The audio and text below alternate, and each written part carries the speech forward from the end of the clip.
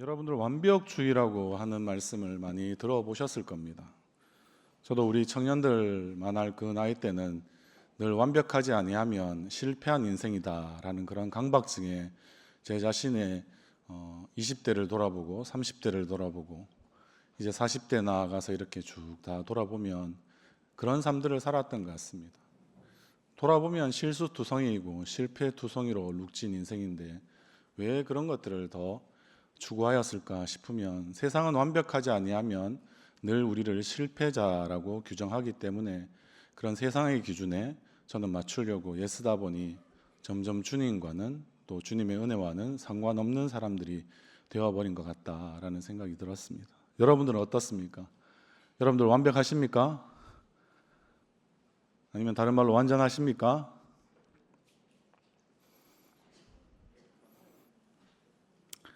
여러분들 완벽해지려고 하는 이 완벽주의라고 하는 아예 사상의 흐름처럼 이렇게 기조가 붙어 있지 않습니까? 완벽주의라고 하는 이것은 기독교 공동체에 자주 나타나는 정신병입니다. 충격받으시는 분들 아마 있으실 것 같은데, 완벽주의는 그리스도인들을 늘 두 가지 범주로 나눕니다. 육적인 그리스도인 그리고 영적인 그리스도인으로 그렇게 나누어 버리죠. 그렇게 하다 보니까 단순한 신자들, 진지한 제자들 이렇게 나눌 수도 있고요. 물 세례밖에 받지 못한 그리스도인, 성령 세례까지 받은 그리스도인 이렇게 나누기도 하고요. 미지근한 그리스도인, 뜨거운 그리스도인, 엄숙한 그리스도인, 해픈, 마치 느슨한 될 대로 되라는 식의 그리스도인 이렇게 나누는 거죠. 완벽주의라는 말은 영적이라고 하는 용어로 결국에는 자신들을 많이 포장하게 되는데요. 어떤 그리스도인들이 영적이라고 할 때 그 말의 이면에는 어떻습니까? 자신은 영적이니까 당신은 영적이지 않다. 다른 말로 하면 어떤 그리스도인입니까? 육적인 그리스도인이다. 이렇게 이야기를 하는 거죠. 쉬운 말로 한번 해볼까요? 나는 기도 많이 한다. 이렇게 생각하시는 분들, 다른 말로 하면 다른 사람들은 기도하지 아니한다. 우리는 이렇게 나누죠. 나는 말씀 많이 본다. 다른 사람들은 말씀 많이 보지 않는다. 물론 꼭 그렇게만 생각하시진 않겠지만, 그러나 대부분 우리가 조금이라도 더 내가 주님께 가까이 나갔던 모습이 있다면 그것은 훨씬 더 영적이고 좋은 것이고, 그렇지 않은 사람들을 볼 때 우리가 때로는 채근하기도 하고 그들을 격려하기도 하고 같이 가자고 독려하기도 하고 손을 붙잡아 주기도 하지만, 그러나 한편의 마음 가운데는 왜 저 사람은 저렇게 계속해서 나태하게 신앙생활을 하지? 이런 생각들을 그 사람들을 향하여서 계속 가지고 있다라는 뜻이 되는 것이죠. 여러분들은 안 그러시리라 믿지만 저는 우리 청년부 시절에 그런 것 때문에 많이 싸웠었습니다.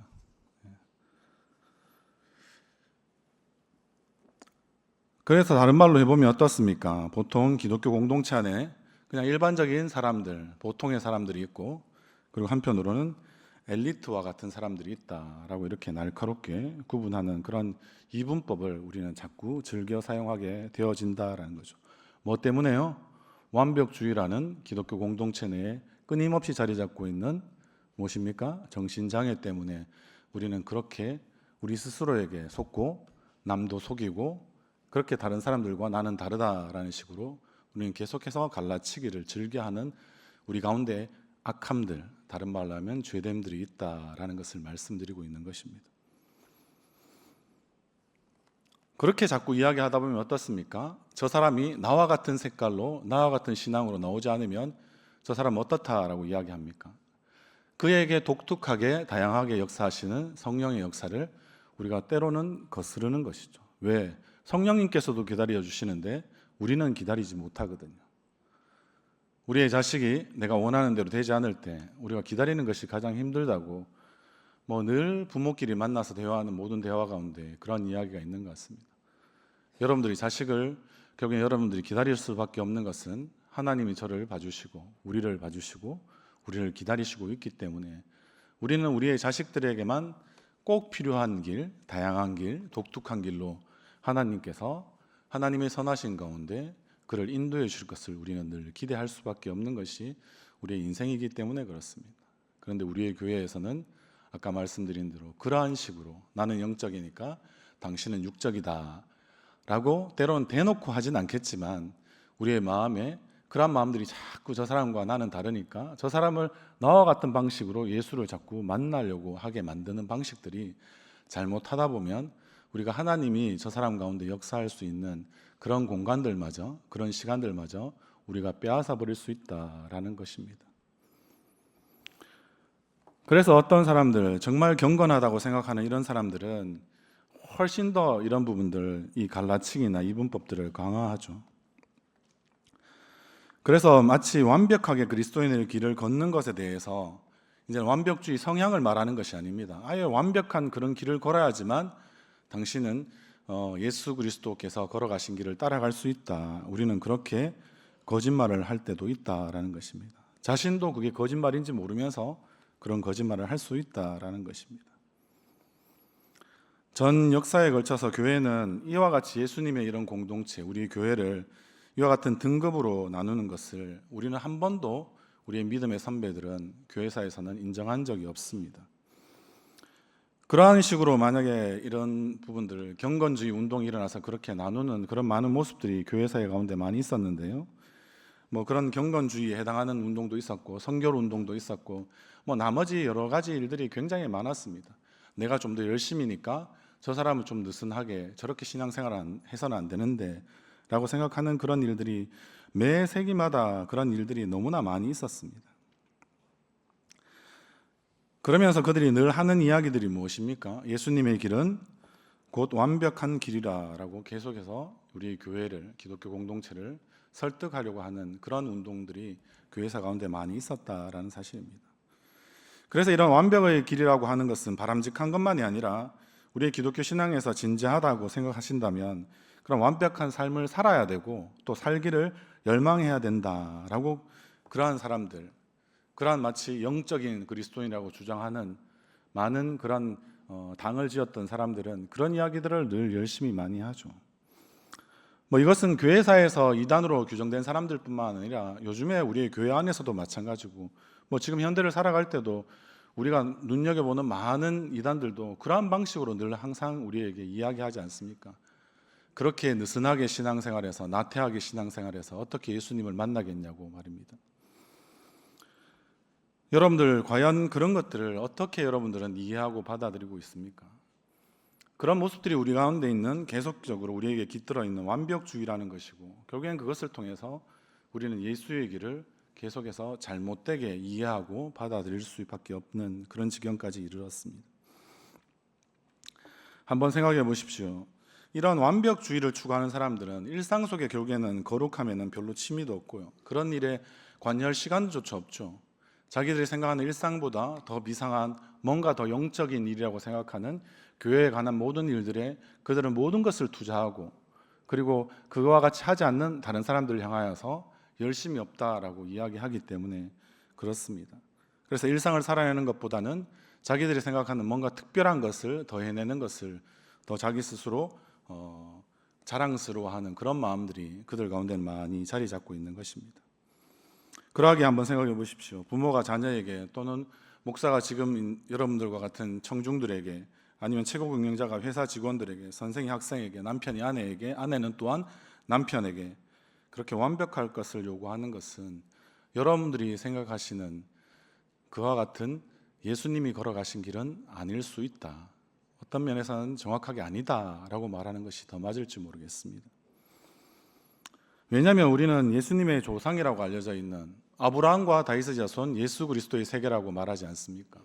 그 가운데서 보면 어떻습니까? 그때 이 모습들을 통하여서 우리는 어떻게 생각합니까? 바로 이 다윗이 그러한 완벽주의의 길을 간 것이 아니기 때문에 여러분들에게 강력하게 저는 그 다윗의 인생과 그리고 그 인생에 담겨진 이야기와 그리고 그의 내면에 쌓여있던 많은 기도를 우리는 다시 한번 더 오늘 살펴보면서 우리가 완벽주의를 추구하는 것이야말로 더 이상 우리는 예수와 상관없을 수 있는 예수의 길을 걷고자 하는 마음이 아니라 자신을 자랑하고자 싶어하는 그런 길에 우리는 쉽게 놓일 수 있다는 그런 어리석음을 범하지 않을 수 있기를 주님의 이름으로 소원합니다. 여러분들 한번 생각해 보십시오. 다윗이라는 사람은 어떤 사람이었습니까? 여러분 생각할 때 다윗이 가장 잘했던 일은 어떤 일을 잘했을까요? 한번 물어보면서 오늘 말씀을 좀 나눠보려고 합니다. 다윗은 무엇을 잘했습니까? 하나님의 마음에 합해서 잘했습니까? 예배를 잘 드렸습니까? 물론 다윗의 행렬이라고 이야기하는 하나님의 법궤가 결국엔 아비나답의 집이라고 하는 저 변두리에 있었던 그때에 이제 사사 시대를 떠나서 사울 왕의 시대, 왕정 시대, 그리고 다윗이 다시 한 번 더 이제 분명히 왕이 되는 그런 시대가 되었을 때 다윗은 무엇부터 합니까? 예루살렘에 결국에는 하나님의 법궤를 가지고 오는 그런 놀라운 일을 그가 감당했습니다. 그런데 다윗은 잘 가지고 왔습니까? 한 번에 쫙 우리가 생각할 때 완벽하게 가지고 왔습니까? 여러분들의 성경에는 그렇게 적혀 있습니까? 그렇지 않지 않습니까? 처음에 우사라는 그러한 아비나답의 집에 있었던 우사를 통해서 가지고 올 때는 수레에 하나님의 법궤를 실어서 가지고 오다가 결국에는 이 수레가 앞에 끄는 동물이 굉장히 놀라버리는 바람에 어떻게 됩니까? 결국에는 그 소가 끌고 있었다면 그 소가 놀라는 바람에 어떻게 되었습니까? 법궤가 떨어질 뻔한 것을 결국 우사가 잡으려 하자 우사는 그때 어떻게 되었습니까? 그대로 죽었습니다. 그럼 이것은 누구의 책임입니까? 왕의 책임이죠. 결국에는 왕이 옮기자고 했으니까. 그래서 한 달 동안 마치 근신하듯이 다시 한 번 더 하나님의 법궤를 이동하는 법 이렇게 해서 모세오경을 다시 살펴보았겠죠. 성경학자들을 불러서 이야기했겠죠. 아, 잘못했구나. 하나님의 법궤는 수레에 실는 것이 아니라 어디에 메어야 합니까? 어깨에 메어야 하지 않습니까? 사람이 직접 어깨에 메고 그렇게 이동시켜야 한다라는 사실을 알고 다시 한 번 더 하나님의 법대로 그가 옮겼지 않습니까? 그러니까 예배를 통하여서 하나님을 기쁘시게 하고 예배에 합당한 자가 되었던 것은 그런 것을 통하여서 하나님의 마음에 합한 자가 된 것은 분명한데 그는 어떠한 상태였습니까? 실수투성이의 사람이었다라고 우리는 보아야 마땅하지 않습니까? 한 번에 하지 못한 사람이니까 이스라엘의 왕일지라도 하나님의 마음에 합한 자라도 우리가 성도라도 하나님의 백성이라도 하나님의 자녀라도 우리도 다윗과 같은 길을 결국에는 걸어갈 수밖에 없는 것이 우리의 현실적인 신앙생활의 하나의 길이다라고 우리는 보아야 마땅하지 않습니까? 근데 여러분들은 한 번씩 어떻게 합니까? 하나님 앞에 완벽하게 기도하면 하나님이 나의 기도를 들어주시고야 말 거다. 난 하나님을 감동시킬 만한 사람이다. 혹시 여러분들의 신앙생활에 그러한 마음의 자소에서 여러분들 마치 꽈리를 틀고 있는 뱀과 같이 여러분들 교만한 생각이 여전히 자리 잡고 있습니까? 하나님과 좀 친하면 나는 얼마든지 실수 없이 완벽하게 잘 해낼 수 있다. 여러분들 스스로 그렇게 혹시라도 생각하시는 분, 영적으로 많이 고양되어서 기도를 많이 해서 말씀을 많이 읽어서 그렇다고 생각하시는 분 혹시 있습니까? 그럴 때 더 넘어지기가 쉽습니다. 선줄로 앉아는 넘어질까 두려워하라 라는 말씀처럼 말입니다. 다윗이 그랬다는 것입니다. 근데 다윗은 여러분들 역사상에서 어떤 인물로 등판하고 있는지 아십니까? 야후 용어이기도 한데요. 등판하는 것, 등장하는 것 그렇게 생각해 보면 어떻습니까? 다윗은 어떤 인물로 등장했습니까? 투표하기도 아직 부족한 우리의 법의 기준으로도 마찬가지죠. 15세, 17세 보는 사람들 따라서 다른데요. 뭘로 등장했습니까? 거인 골리앗을 죽인 인물로 다윗은 등장했습니다. 그런 어린 나이에 말입니다. 그리고 그는 죽을 때 어떻게 죽습니까? 잘 죽었죠, 물론. 그러나 그 중간에 압살롬의 반란도 있었고 자신의 아들인데 자신의 거역하는 그리고 자신의 권력을 빼앗으려고 하는 그런 비참한 삶도 그의 가운데 일어났다는 것. 그것은 그의 무슨 잘못 때문입니까? 바세바를 취했다라는 우리의 아내 바세바를 그가 왕이라서 자기 마음대로 취하였던 것을 가지고 결국은 하나님이 고스란히 그의 인생 가운데 갚아주시는 그런 일들도 그는 겪었습니다. 근데 그가 죽을 때 어떤 일이 있었냐면요. 자신의 조카 요나단이라는 인물이 똑같은 가드 사람 그리고 괴물과 같은 거인 다른 말로 하면 12손가락, 12발가락을 가지고 있는 그 골리앗과 같은 거인을 결국에는 죽이게 되는 일로 그의 인생은 아마 놀라운 이야기 가운데 하나는 그렇게 마무리가 됩니다. 그러니까 그는 거인을 죽인 것으로 시작해서 또 다른 또 거인을 자신의 손으로는 제압하지 못했지만 자신의 조카 요나단을 통하여서 그렇게 죽이는 일로 마무리되는, 늘 죽이는 일에, 피를 흘리는 일에 앞장섰던 그런 다윗의 인생이었다라는 것을 우리는 늘 기억할 수 있기를 바랍니다. 하나님 그래서 그에게는 성전을 짓는 일을 자기에게 허락하지 아니하신 이유도 있지 않습니까? 그만큼 치열한 싸움들을 계속해서 싸워야 되고, 그리고 그런 싸움들을 통하여서 그는 여러 가지 잘못된 일들을 굉장히 많이 하는 그의 삶의 모습들을 우리는 볼 수밖에 없습니다. 지금 말씀드렸던 몇몇 이야기만 해도 바세바라는 인물이라든지, 아니면 요압을 마음대로 하게 놔뒀다든지, 그리고 여전히 법궤를 옮겼지만 한 번에 하지 못했던 실패한 모습들이라든지, 그리고 다른 사람들을 늘 죽이는 것으로 시작해서 죽이는 것으로 끝날 수밖에 없었던, 그것을 포장할 수도 있겠지만 그냥 있는 그들의 모습을 보면 그런 죽이는 일에 능한 자였지 살리는 일에 별로 능한 자는 아니었다라는 것을, 다윗의 어떠한 불완전한 모습을 우리는 볼 수 있어야 하지 않겠습니까? 그런데 여러분들, 참 신기하게도 우리가 이 다윗의 모습을 보면 다윗이 그래도 자신을 그토록 죽이려고 하였던 철천지 원수와 같았던 사울왕을 살려주는 일이 결국엔 한 번 기록이 되어 있습니다. 두 번 정도 기록이 되어 있긴 한데요. 그 첫 번째 이야기는 엔게디 동굴에서 결국에는 사울의 추적을 피하여서 그가 숨어 있던 차에 사울왕이 결국엔 자신의 그런 생리적인 문제를 해결하기 위해서 그 동굴로 들어오게 되었는데, 다윗과 그 따르는 무리들이 있다는 사실을 그는 모르는 상태에서 그가 마치 발을 가리운다라고 성경에서는 표현하는데, 그의 생리적인 현상을 해결하면서 겉옷을 저쪽에 조금 발치해 두었던 그 일 가운데 다윗과 그 무리들은 하나님께서 이제 원수를 갚을 수 있는 기회를 주셨다고 해서 결국에는 사울왕에 다가가서 이번에 한 번에 죽이자고 했을 때 다윗이 어떻게 말합니까? 그렇게 모든 사람을 죽이는 데 능한 사람이 유일하게 아주 훌륭하게 결국에는 그 자신의 원수와 같았던 하나님의 기름 부으심을 받은 사울을, 그는 자기와 함께 했던 자들의 말에 귀를 기울이지 않고 결국에는 하나님의 뜻을 분별하여서 사울왕을 살려주는 그런 이야기가 있습니다. 겉옷만 이렇게 살짝 자르고 난 다음에 이제 사울왕과 어느 정도의 거리가 멀어졌을 때, 그렇게 그는 자신이 얼마나 그가 의로운지, 그리고 사울왕을 죽일 의도가 전혀 없었는지, 이런 것들을 결국에는 그 이야기 가운데 밝히기도 합니다.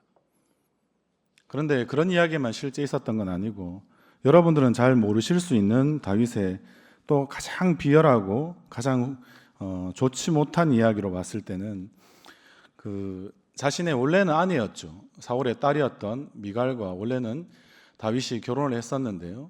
결국에는 사울왕으로부터 도망쳐 나간 이후에 자신의 아내였던 미갈과는 결국 헤어지게 된 것이었고, 그리고 미갈은 발디엘이라는 인물을 남편으로 맞아서 결국엔 끊임없이 생활하고 있습니다. 그러다가 이제 다윗이 아까 말씀드린 대로 이제 도망자의 생활을 이제 정리하고, 사울왕은 죽게 되고 자신의 가장 친한 친구였던 사울왕의 아들 요나단도 죽게 되고, 이런 일들을 통하여서 그는 이제 왕위에 오를 수 있는 기회를 가지게 되고, 왕위에 올라서 하는 그런 모든 절차 중에서 아주 정치적으로 아주 비열한 모습을 보여주는 이야기가 있는데요. 그의 한 번에 아마 사울의 모든 그 왕가가 무너진 것은 아니었기 때문에 여전히 다윗과 사울왕은 죽었지만 사울왕의 아들을 옹위하고 옹립해서 결국엔 아브넬이라는 장군이 결국엔 그 가운데 어떻게 합니까? 자신이 이제 결국에는 사울의 가문과 다윗의 가문이 결국엔 대치할 수밖에 없는 남은 전쟁이 보여주게 되는데요. 그 가운데서 결국에는 아브넬이 이제 결국에는 그 자신이 옹립한 그 사울의 왕의 아들과는 좀 뜻이 안 맞아서 결국엔 다윗 왕에게 전향하려고 하는 그런 모습들을 보여주게 됩니다. 그래서 나에게 올 때 아브넬이 다윗에게 어떻게 하기를 원하느냐고 했을 때 자신은 미갈을 원한다라고 했습니다. 이제는 헤어진 마치 이야기하면 전 부인에 해당하는 사람인데 왜 미갈을 원했을까요? 말씀드린 대로 다윗은 전략적으로 아주 정치적인 술수를 잘 가지고 있는 사람이었죠. 결국엔 자기에게 아직 마음이 돌아서지 않았던, 여전히 사울왕을 따르고 사울의 잔존 세력으로 남아 있으려고 하였던 많은 사람들을 자신의 편에 끌어들이려고 하면 어떻게 합니까?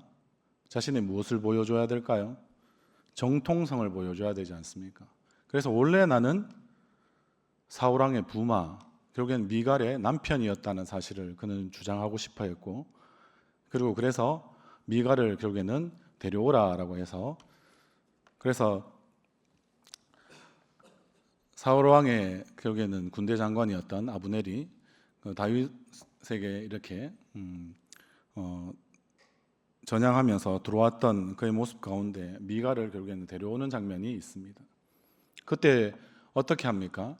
미갈의 원래 남편이었던 발디엘이 예루살렘 그 밑자락까지 울면서 따라왔다가 결국엔 아브넬이 너는 돌아가라 라고 이렇게 이야기하고 아주 비정하게 결국엔 미갈을 데리고 와서 별로 사랑하지 않지만 그러나 정치적으로 필요했던 미갈을 그가 데리고 있으면서 결국에는 이 이스라엘이라는 이 한 나라를 결국에는 통합하는 그런 왕으로서 자신의 정치적인 명분을 다지게 되는 그런 모습들을 보여줍니다.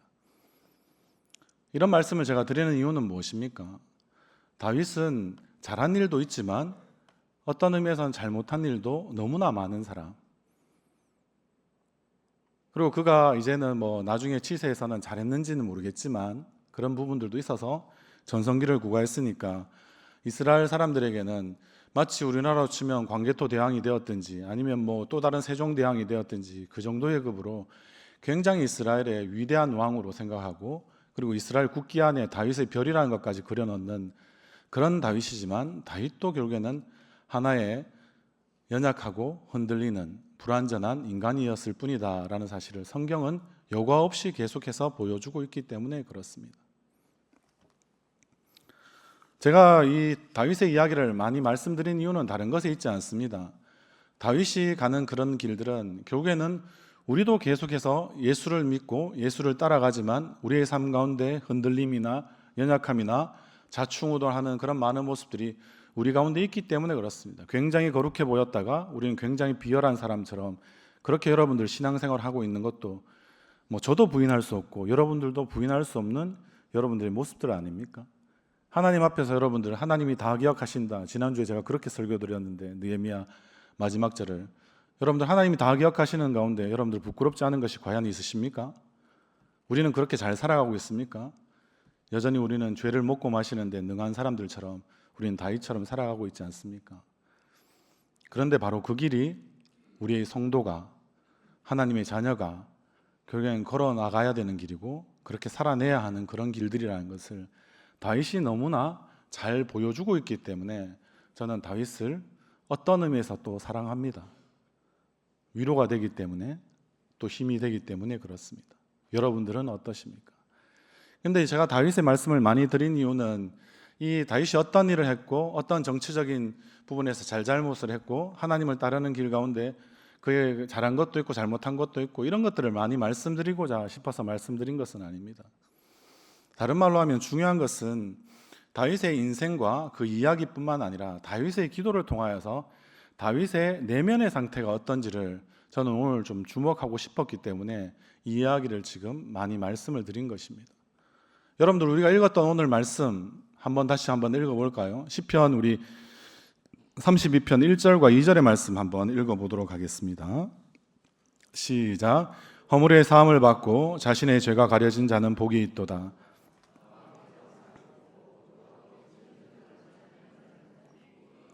아멘. 그런데 3절에는 이렇게 이야기합니다. 내가 입을 열지 아니할 때에 종일 신음함으로 내 뼈가 쇠하였도다. 어떤 상태에서 그는 이렇게 이야기할까요? 죄와 허물이 있는데 하나님 앞에 그가 온전히 고백하지 못할 때 자신의 상태가 어떻다고 지금 이야기합니까? 종일 신음함으로 내 뼈가 마치 삭아졌다라고까지 이야기를 하는 거죠. 여러분들 죄와 허물은 여러분들을 가만히 놓아두지 않습니다. 여러분들의 모든 몸이 마치 아픈 상태가 될 때 정신과 육체는 연결되어 있다고 하지 않습니까? 우리의 영혼과 우리의 몸도 당연히 연결되어 있습니다. 여러분들이 이 죄와 허물을 하나님 앞에 해결하지 않는 인생은 복된 인생이 결코 아닙니다. 행복할 수가 없습니다. 그러하기에 그가 지금 입을 열지 아니하였을 때 내가 종일 신음하게 되었고 그리고 내 뼈는 결국엔 쇠약해졌다라고까지 이야기하고 있습니다. 우리가 4절과 5절의 말씀도 한번 같이 읽어볼까요? 시작. 주의 손이 주야로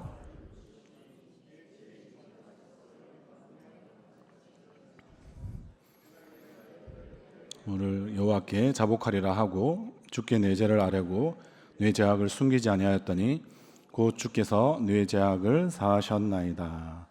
아멘. 여러분들 이러한 시편에 보면 다윗의 그 시편이 한 73편 정도 보통 된다고 성경학자들은 이야기합니다.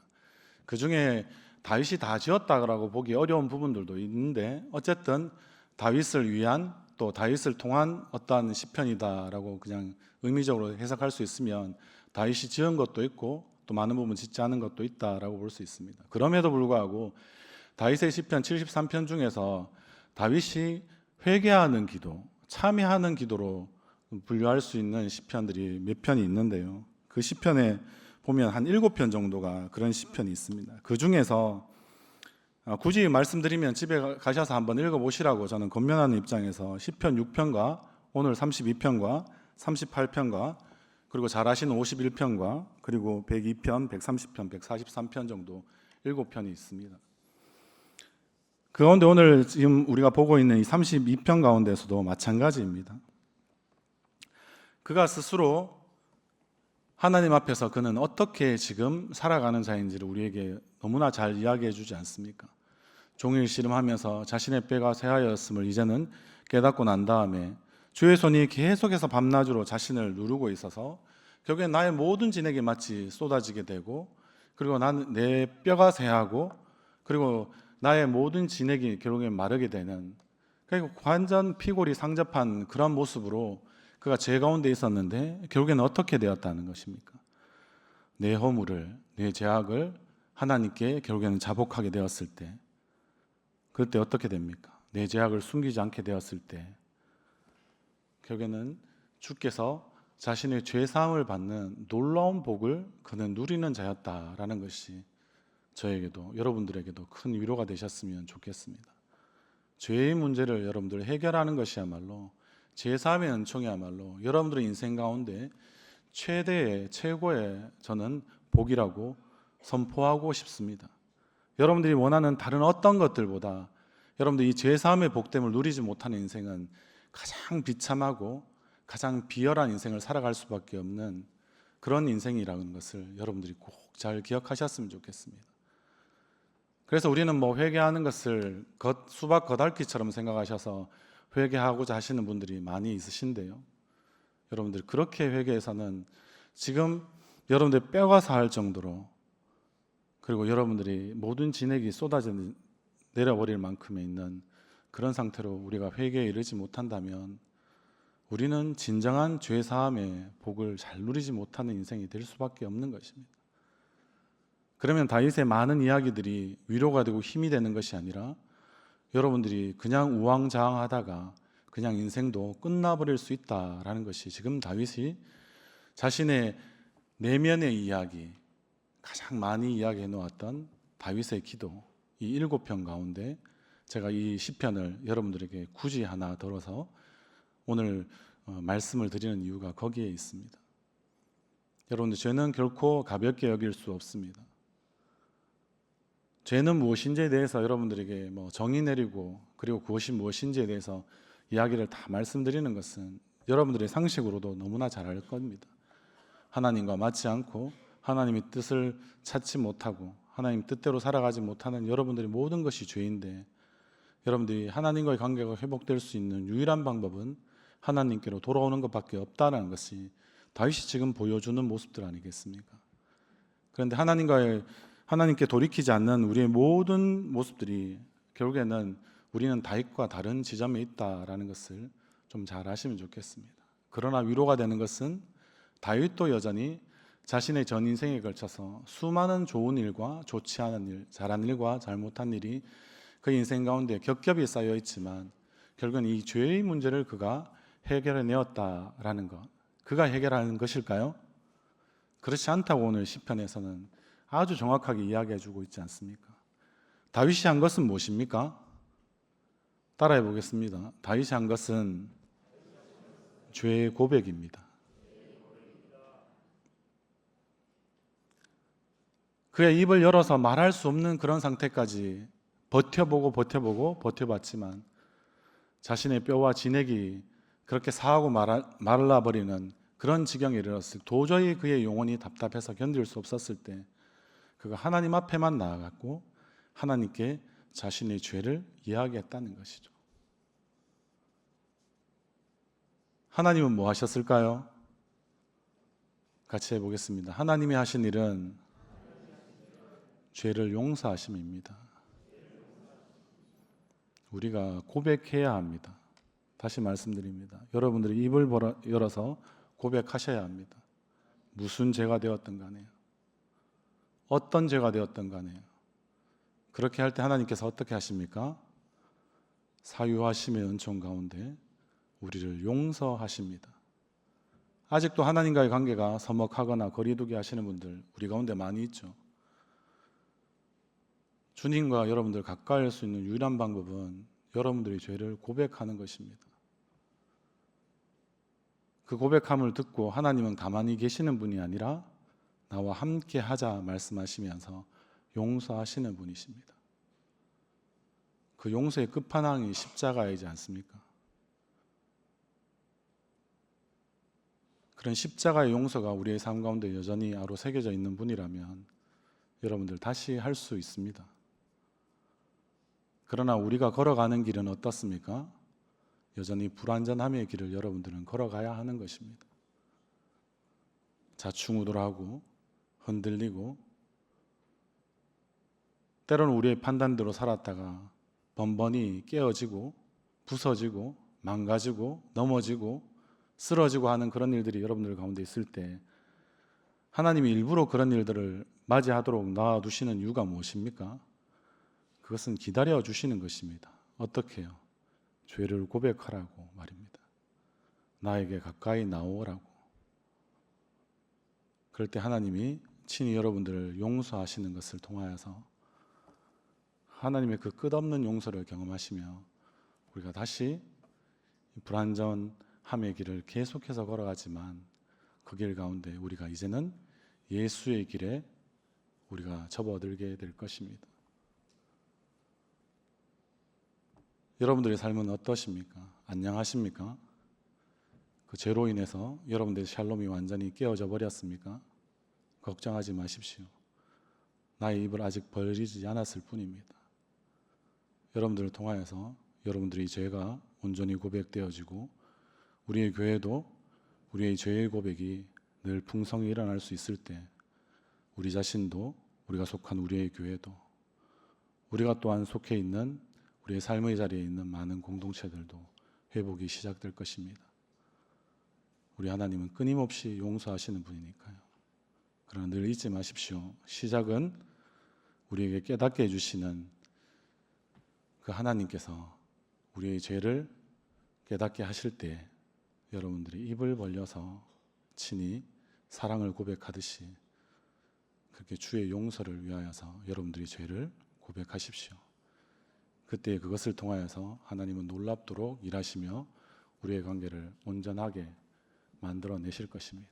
그런 하나님을 끊임없이 우리의 삶의 자리에서 신뢰하며 오늘도 우리의 죄의 문제를 내일 해야지 아니면 오늘 말씀 들었으니까 또 좋은 날 내가 날 잡아서 마음껏 기도할 때 그때 해야지 이렇게 하시지 말고 오늘 말씀을 들으시는 가운데 또 예배의 말미에 기도하실 때 또 삶으로 자리에 돌아갔을 때도 가장 좋은 것은 깨닫게 되는 순간 여러분들 입이 벌어질 수 있는 은혜가 있으시길 바랍니다.